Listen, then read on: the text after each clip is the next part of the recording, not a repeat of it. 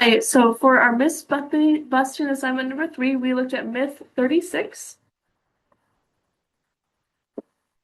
So this myth is that our handwriting reveals personality traits. So some examples of this include that little hooks in the letter S, which some graphologists claim reveal a willingness to snag others' belongings, such as like stealing them. Wide spacing between words supposedly denotes a tendency towards isolation. And then writers whose sentences drift upwards are optimists, while those whose lines go downwards are pessimists.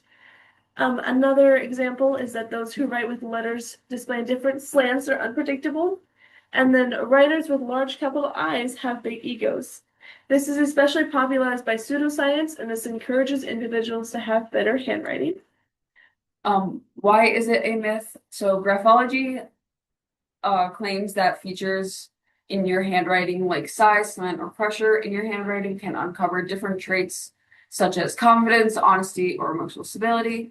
However, within research in psychology, there has been repeated tests that claim that they found no reliable personality predictions. And an example of that is the perception of people. Most psychologists view correlations between handwriting and personality traits as little more than pseudoscience.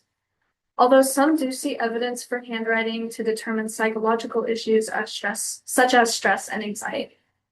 One leading hypothesis states that handwriting can be considered brain writing, and argues that the brain controls the neuromuscular movements that make up handwriting subconsciously. However, there is very little evidence that supports the idea of handwriting determining personality. Some impacts of this myth. So graphology, it appears compelling because it capitalizes on representative heuristic. So this is like perceptions of people and like treating them in a certain way, even though they are not. And it's one example of this myth is that managers are more likely to hire people with better handwriting, such as on like job applications and resumes. But this isn't really the case anymore because of all our applications online.